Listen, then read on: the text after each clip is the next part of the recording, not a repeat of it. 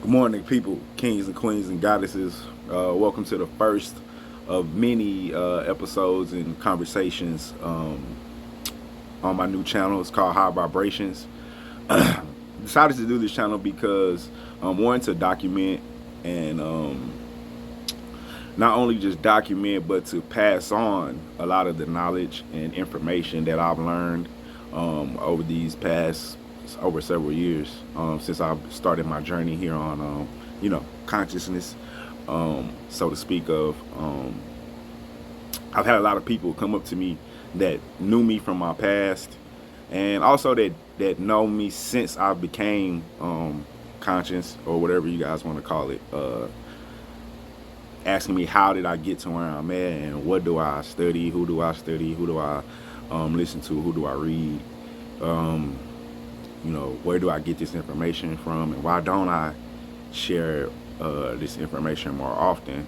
And for a while I kind of denied doing this because initially, probably like a lot of conscious people, when you try to get excited when you first learn all this information, you want to tell people, and people kind of, I don't want to say push you away, but when you challenge someone's ideals or belief systems that they've believed in their entire life, if they're not open or receptive to certain informations, it can get a little confrontational, so to speak. So I never was one to try to force any information upon people, or I'm definitely not confrontational.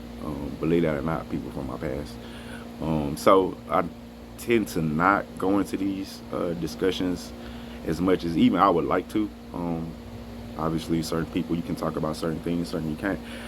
So for a while now, I've been working on this channel and shooting these. I haven't shot anything. This will be the first video, like I said, hopefully of many, choosing these topics. And what made me decide to finally go ahead and do it, I've been working on this stuff for a while now.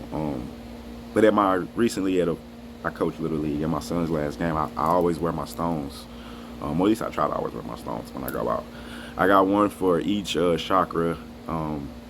That'll be a discussion for another day once I get into stones and energy.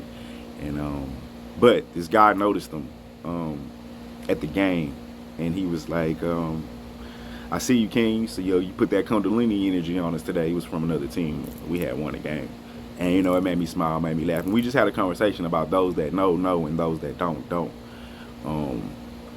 And it was a primarily black team that we played, and we're a primarily black team.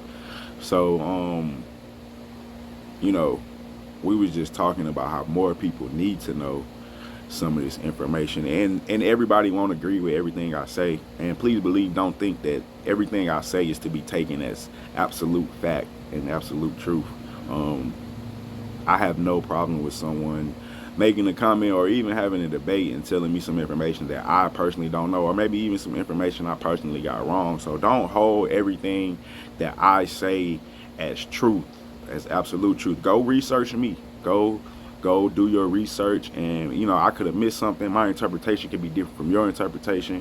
This is not a channel where I'm God, or what my words say goes. This is a information, I would like to say, knowledge channel. I'm going to be sharing things that I believe and things that I'm researching and things that I'm trying to understand and trying to get into more and gain more knowledge of. So please believe, don't think everything I do that is absolute. I struggle just like the next man struggles. I fight to keep myself balanced and on myself on the path. I'm not perfect by no means. Anybody that knows me damn sure know I'm not perfect. So with that being said, the first topic that I decided to dive into today it's called Jesus is the Son. Or it will be about, not it's called. It will be about Jesus Christ. Yes, that Jesus Christ. We're going to dive right into religion. It's going to be, like I said, it's going to be something that people may not necessarily agree with. I think it's probably because they've never heard this information before.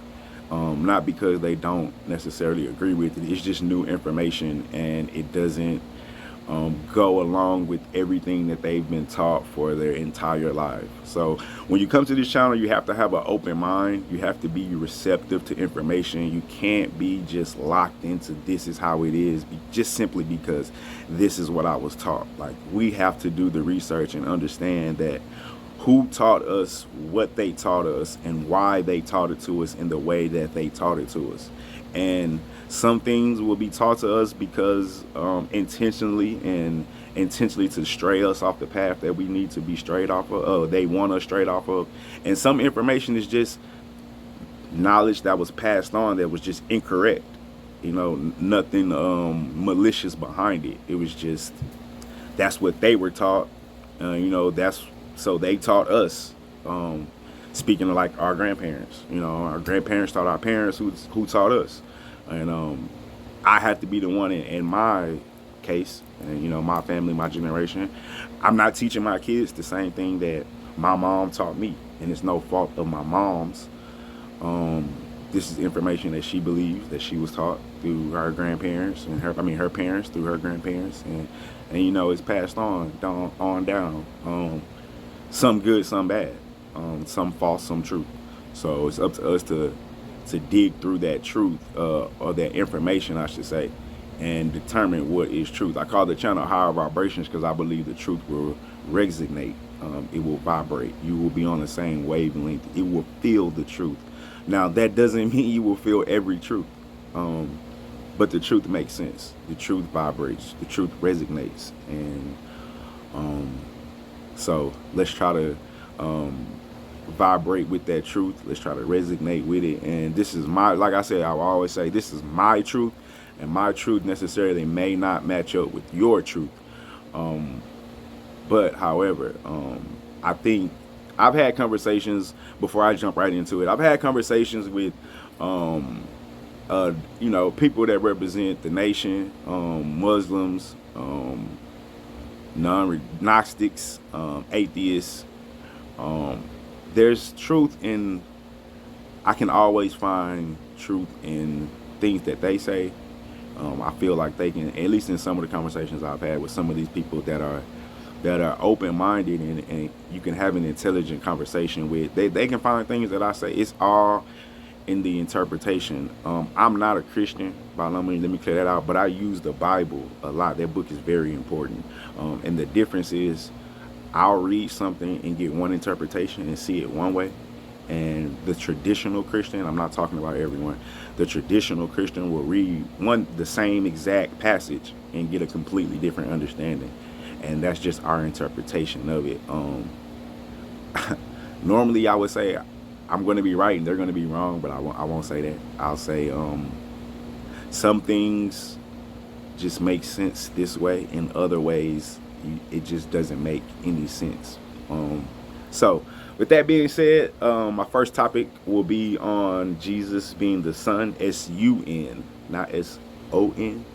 I'm going to use certain passages from the Bible and pretty much his birth sequence, and explain how it's all astrological, and it's all dealing with the zodiacs. It's not dealing with a man. Now, I say that to say that doesn't mean every line in the Bible is dedicated to Jesus being the Son. We have to understand that this book, this Bible, has been rewritten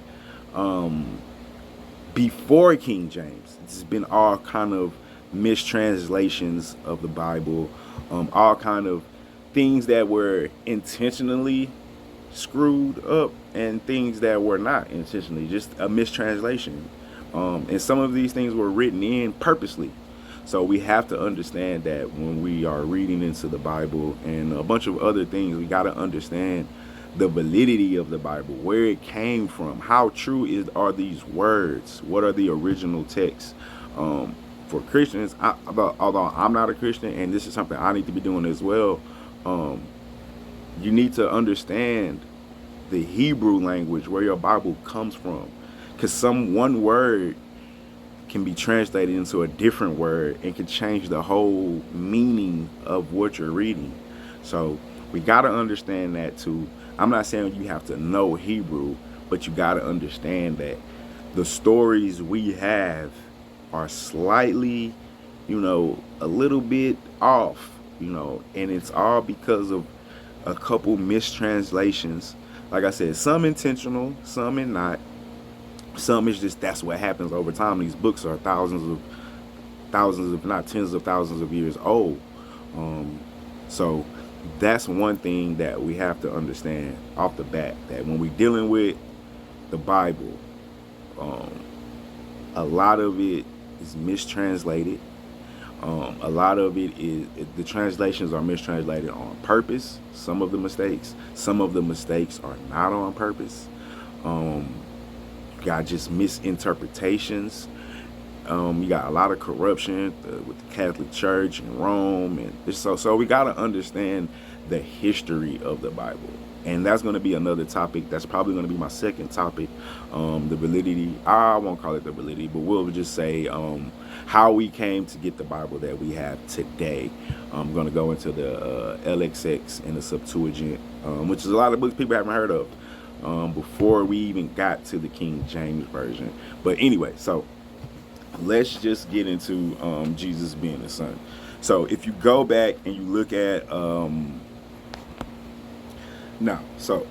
if you go back and look at the ancient civilizations dating back at 10,000 BC, there has always been paintings, descriptions, or drawings of their admiration for the sun, and for the obvious reasons. It protected them from the darkness. It brought light. It brought heat.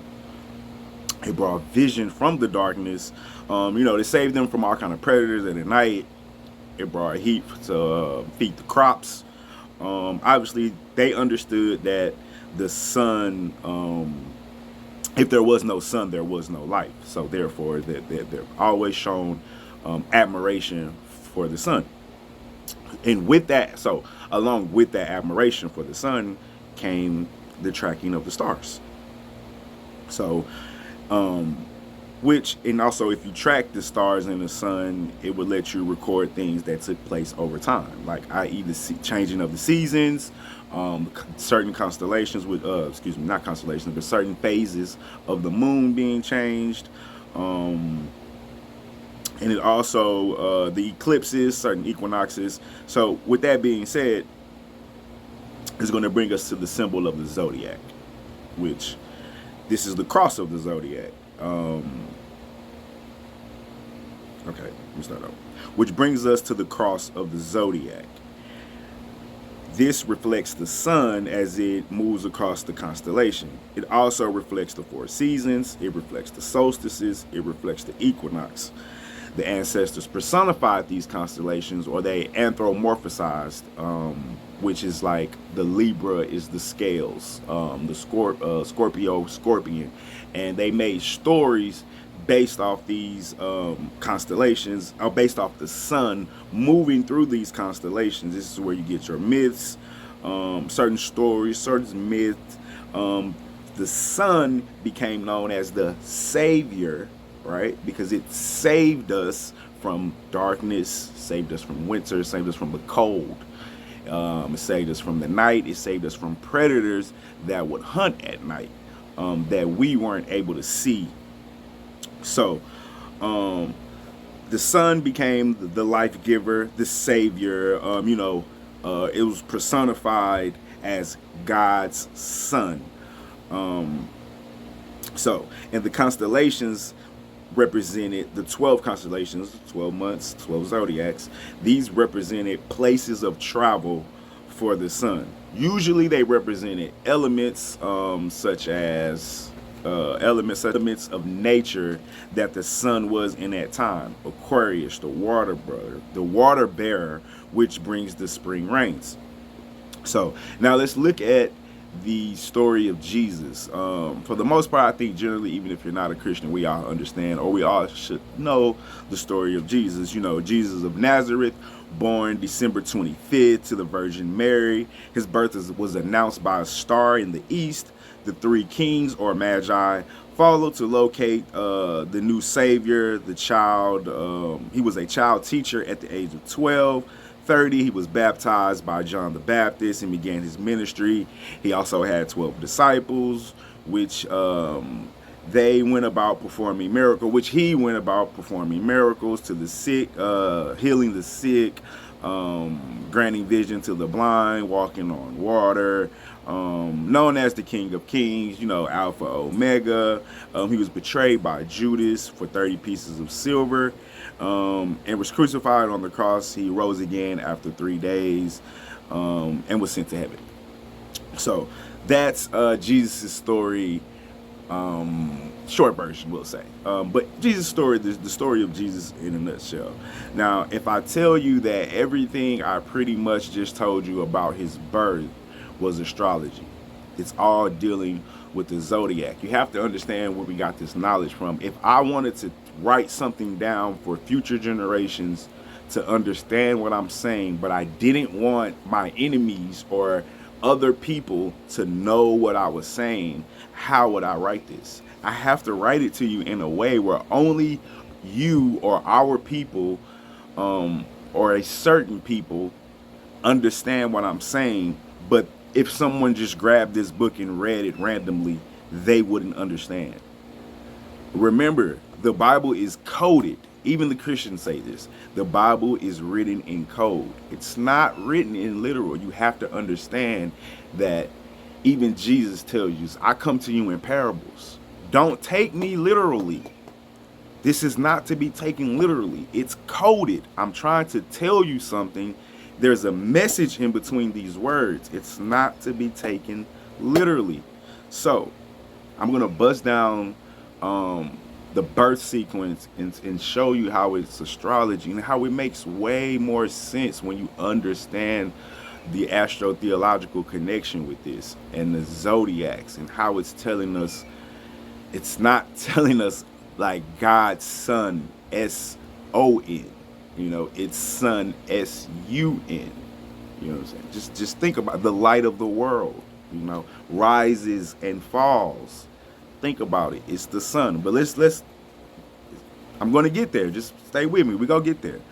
All right. So the birth sequence, it's all astrological. It's all astrology, astrological.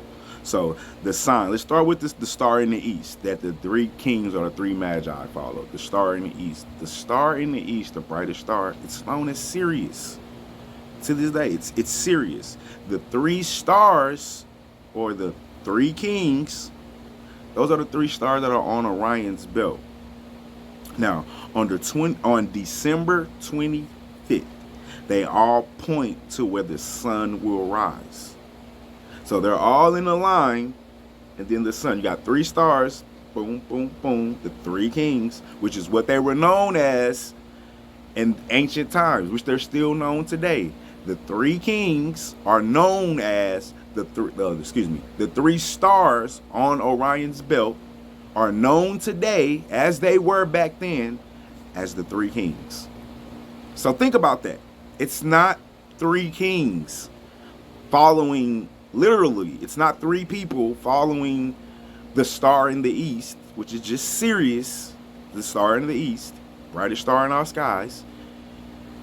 That star, Sirius, plus the three kings, the three stars on Orion's belt, all line up on December 25th to where the sun will rise. So it's like they're following the sun. They're all going to be in a row once the sun rises on December 25th. This is why it says they follow the star in the east to get to the sunrise. You feel me? They follow the star to get to the sunrise, or the birth of the sun, where it's coming up at, where it will be born at. Not following three stars to Bethlehem for a savior of a virgin birth that they knew nothing about. No, just think about it. The three stars are the three stars on Orion's belt are the three kings, which is what they ancients called them, and what people today that know astrology still call them today, the three kings. So, okay, so that's the astrology dealing with the three stars or three kings on Orion's belt, and the star in the east, or Sirius, the brightest star in our sky. Now let's deal with Mary and the Virgin.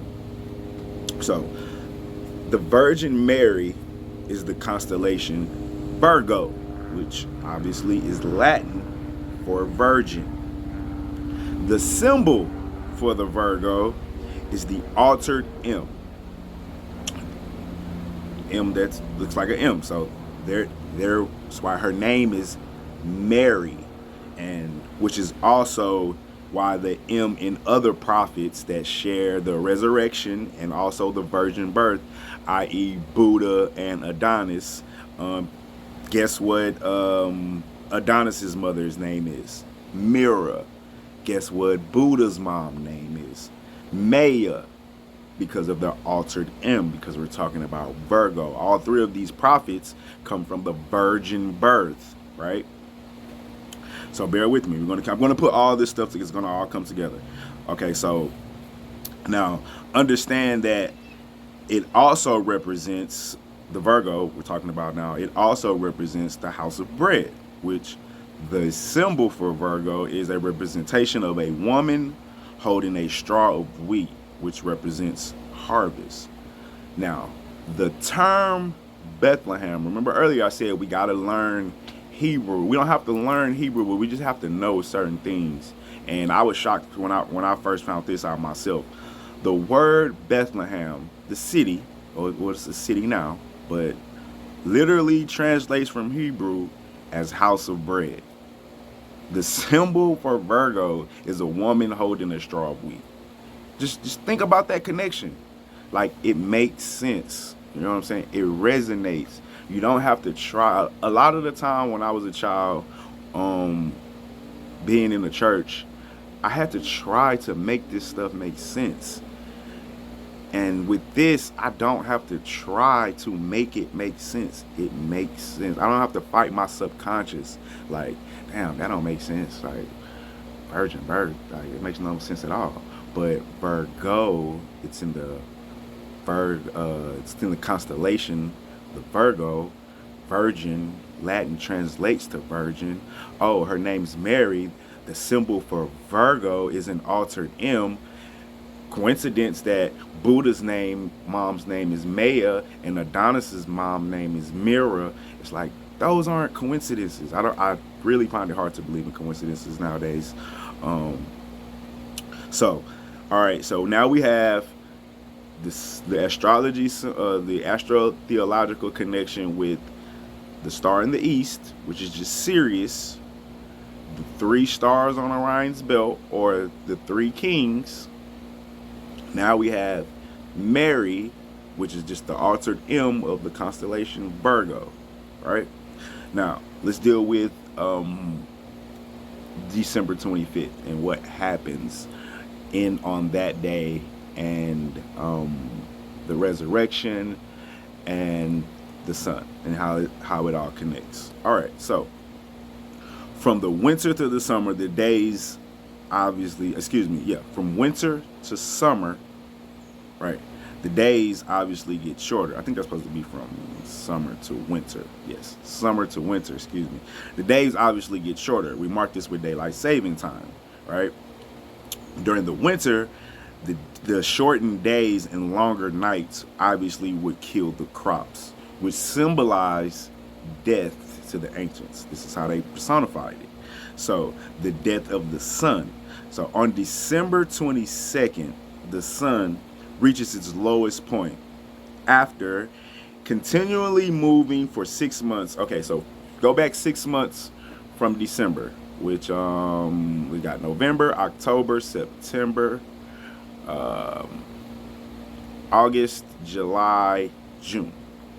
So from June to December 22nd, important date, remember that, December 22nd. So from June to December 22nd, the sun moves 1 degree south every day.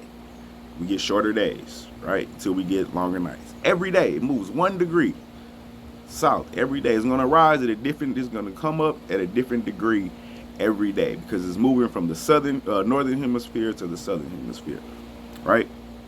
Now, on December 22nd, it reaches its lowest point and it stops, seemingly stops for 3 days, doesn't move. Now, the point where it stops is a constellation known as the Southern Crux, Crux, right? Now, over time, I believe crux can be easily translated over to cross or misconstrued as crux because of how the symbol looks. Now you gotta remember we're dealing with ancient, so we're dealing with, like I said, this book is over thousands of years old, so you got translation over thousands of years, right? Different languages, different mistakes. Southern Crux, it dies right dead center of the Southern Crux constellation, and the crux looks like a cross, and cross can easily be translated into crux. Now, on the 22nd, 23rd, 24th, it just sits there. It right in the middle. It dies because it's been moving for 6 months every day until the 22nd, and it just stops, or it dies on the crux or on the cross. Right now, on December 25th. Now, if you ask any Christian that's knowledgeable of the faith or religion, they'll tell you December 25th is not Jesus' birthday, but yet we celebrate it as if, right? If most Christians, even when I was into the religion, I was told that was his birthday. But generally speaking, once I got older, we all kind of knew that, based off the story, that that's not his birthday. So why do we celebrate it? I'm going to tell you why. So remember, December 22nd, the sun stops on the Southern Cross. Doesn't move. After moving for 6 months, 1 degree south every day. Now, on the 25th, sun begins to rise 1 degree north. All right, so it was going south for 6 months, every day, 1 degree. Stops on the 22nd, or dies on the 22nd. Then on the 25th, it moves 1 degree north. It is reborn or born. So we celebrate the birth of the sun. It's coming back to life. It's beginning to come back north, which is going to symbolize longer days, right? So now that's where you get the 3-day resurrection of Jesus Christ, the Son. It died on the 22nd.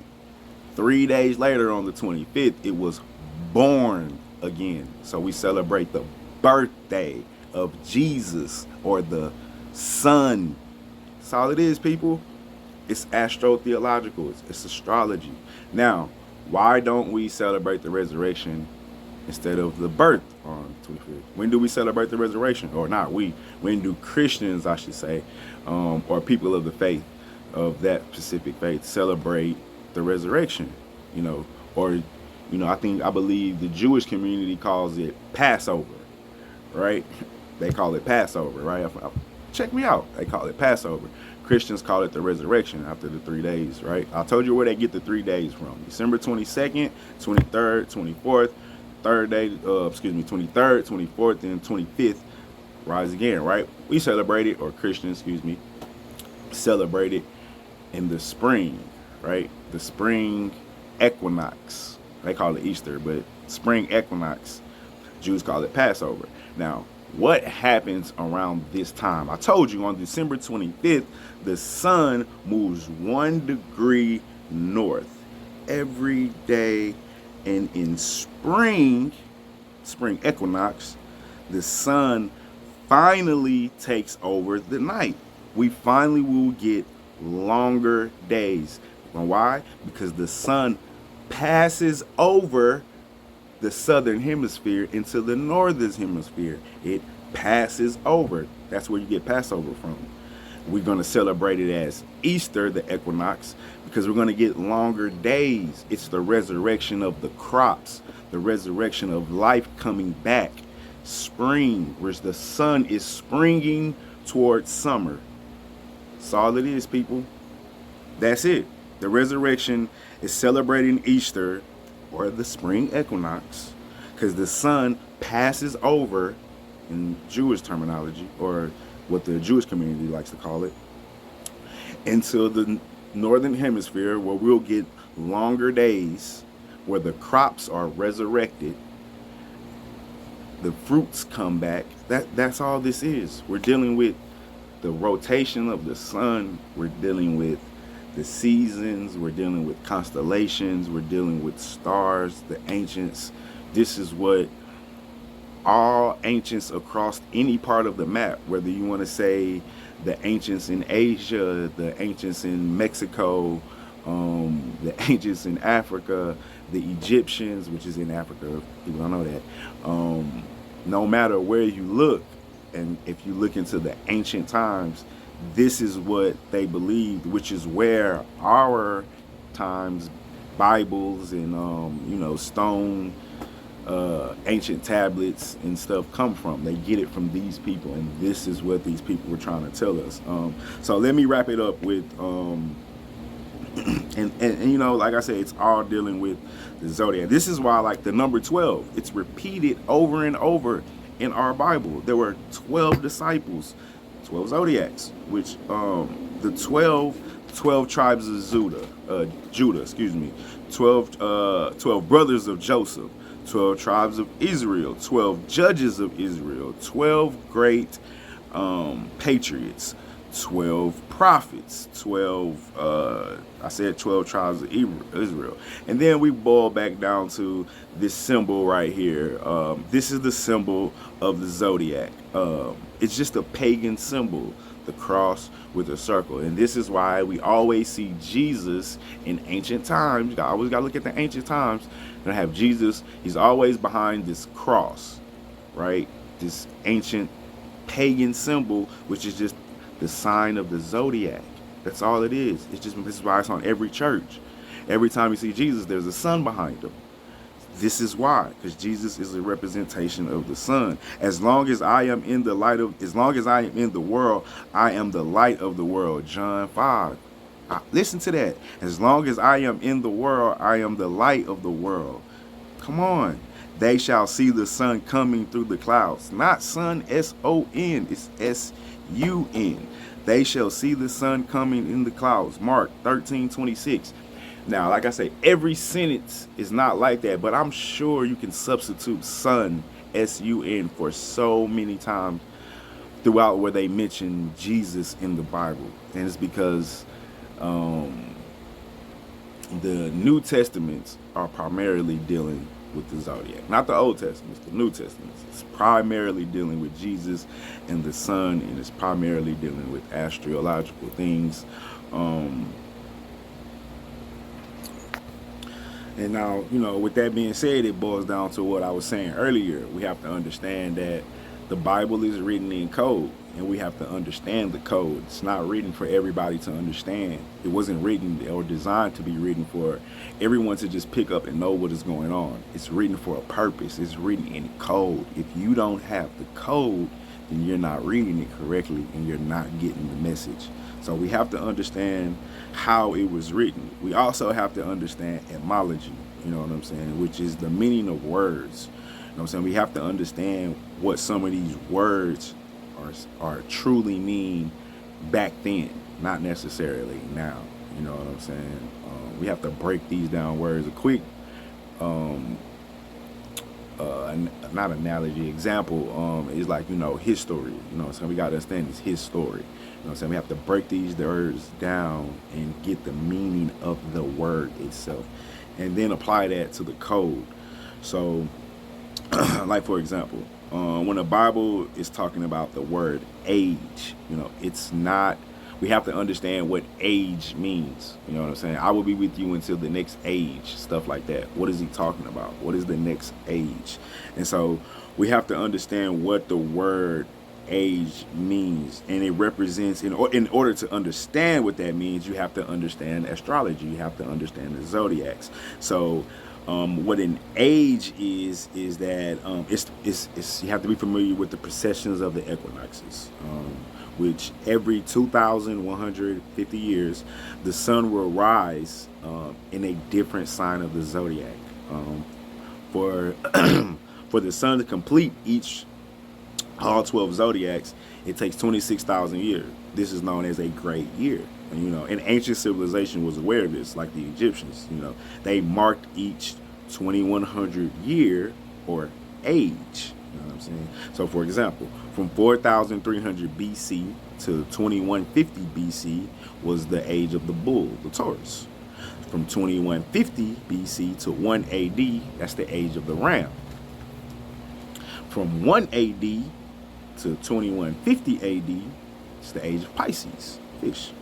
In around 20 and in a round 2150, which we are in 2021, so roughly 130 years, 29 years, we'll be entering into the age of Aquarius. Now, I don't know if people are familiar, but a few years ago, because our calendar could be or is already messed up, so technically I can't say that we're actually in 2021, if that makes sense, because you got things such as people say, and this will be another video, but briefly, real quick, people say that months were added into our calendar, more specifically August and July for Augustus and Julius Caesar. Now, if you look at the months, it doesn't make sense in the order that they're in. For example, October is the 10th month, but we all know octo means 8, so it should be the 8th month.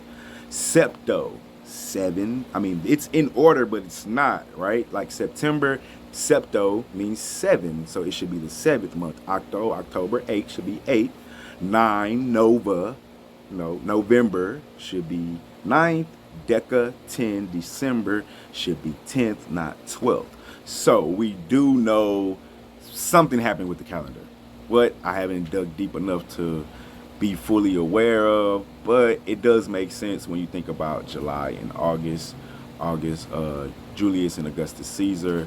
They say February should have been the first because it was the shortest, I believe. Something like that. But like I said, I haven't dug deep into that. But back to the great year. So in or around 2150, we should be moving into the age of Aquarius. Now, the Bible really speaks about 3 ages with the coming of the 4th, right? It broadly reflects, like I said, it broadly reflects 3 ages with the coming of a 4th. Let's look at the Moses and the Ten Commandments story. Moses gets the 10 Commandments written in stone from God, right? He comes down, he sees the people worshiping the bull. Now, remember, the bull is what? Taurus. It's a representation of Taurus. So, Moses is a representation of the new age, the ram. That's why when he sees the people still worshiping the bull, Taurus, he breaks the 10 Commandments.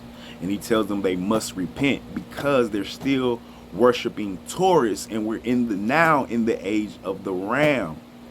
So the Jews about that ram horn, the age of the ram. Now, all right, so we got Moses, who represents the ram, which is why he breaks those 10 Commandments, because he sees the people still worshiping the old age, right? So Jesus, now he's the fish. Gotta remember that fish, the Pisces, the ages of, right, which is right after the age of the ram.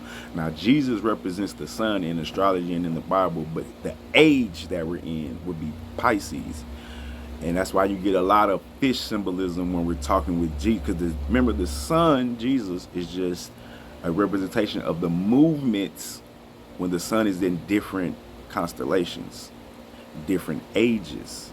So Jesus is the age of the sun. I mean, Jesus is the sun, but the age that we're in would be Pisces, the fish, which is why you're going to get Jesus, the sun, talking about a lot of fish references. You know what I'm saying? That's why even today you see the little fish symbol with Jesus written in it. Jesus deals with fishermen. You know what I'm saying? Remember, he fed the village with 2 fish, which, like, how can you feed a whole village with 2 fish? But if I tell you the sun, Jesus, which is in Pisces, the fish, and he fed people the information, That makes way more sense than trying to figure out how can a man feed a whole village with 2 fish. I can't feed my family with 2 fish, not 2 pieces of fish and a loaf of bread. We still gonna be hungry. So we gotta understand what we're dealing with and understand that it is a code. Now check this out. Luke asked Jesus, when will we know the next Passover? All right, when will the next Passover be? Listen to what Jesus says. Behold, when ye entered into the city, there shall be a man bearing a pitcher of water. Follow him into the house he entered in. Know anything about astrology and zodiacs? Those zodiacs are called houses. I just told you Jesus represents the age of Pisces. The next age to follow is Aquarius. What is the representation for Aquarius? A man bearing a pitcher of water. I'm going to read this for you one more time. When will we enter the next Passover? Or when will the next Passover be? Jesus says, behold, when ye enter into the city, there shall be a man bearing a pitcher of water. Follow him into the house he entered. It's not a coincidence that Aquarius symbol is a man bearing a pitcher of water. This is not a coincidence. It's not a coincidence that Bethlehem so happens to mean the house of bread. Come on. We have to understand what we're reading and what we're interpreting. I know you might think it's crazy, but subconsciously, it makes way more sense than what anybody else has told you. And maybe they don't know the truth, and they're just, they're telling you what they've been taught.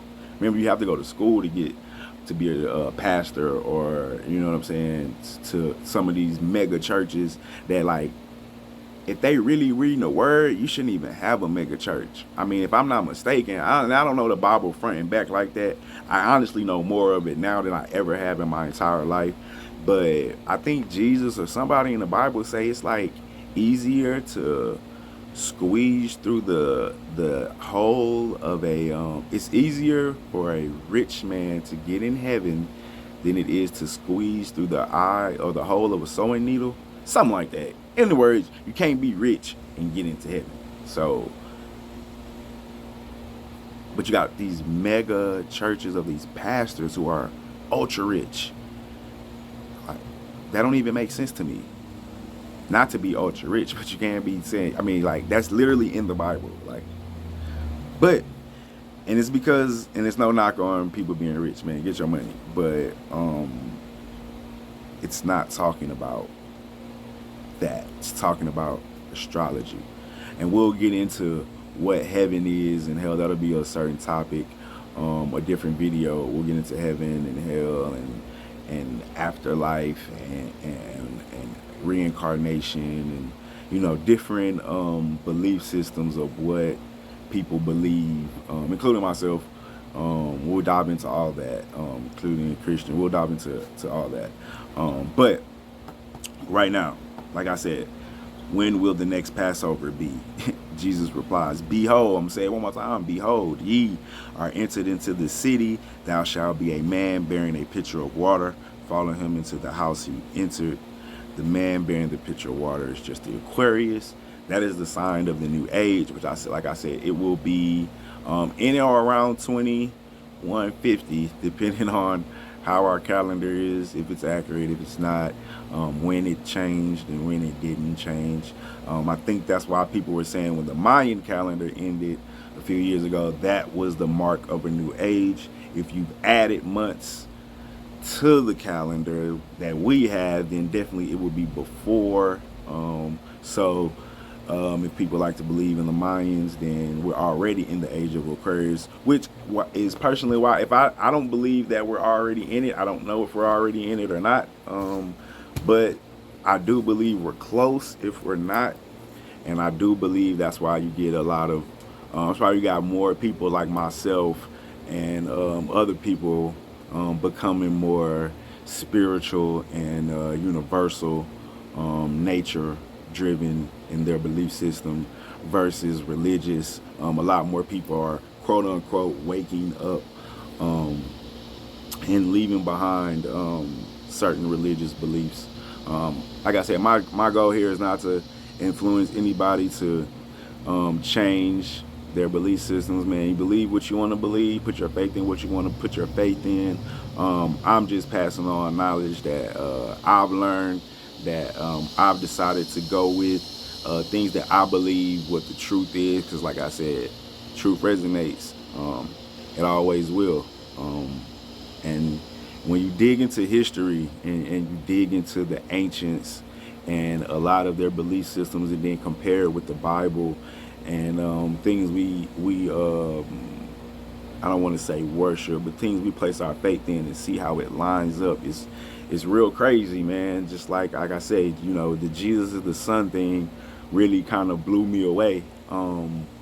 Especially when you just look at all the coincidences written in the Bible and in other ancient texts. It's just, it makes complete sense of the world. And in all the world, I mean, Christianity at the end of the day is basically a lot of sun worship. You know, that's pretty much what it is. It's sun worship, which was for a good reason and why the ancients worshiped the sun. I mean, without the sun, there is no life.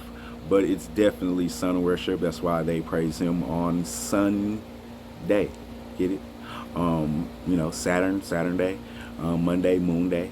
Thursday is Thursday. Haven't figured out Wednesday and Friday yet, but that'll be another video too. But Jesus is the Son. That is it, man. That's all the information I got for today. We'll have a conversation on this. I'll do a topic with me, my boy on Facebook, Gaddafi. Probably get that boy Noble in and my boy J.O. in on some a good open dialogue conversation. Maybe we'll go live, let people tune in. We'll see how that works. But that's gonna mark the end of the Jesus is the Son video. Appreciate everybody taking their time out to listen to a little bit of what I had to say today. Hope this helped anybody gain any information, man. Please like it. Subscribe to the new channel, High Vibrations. Got any comments or questions or disagreements? I'm all open. I'm all ears for it, man. Please leave that. And hope y'all have a good one. I'm out, Kings. Y'all have the best one.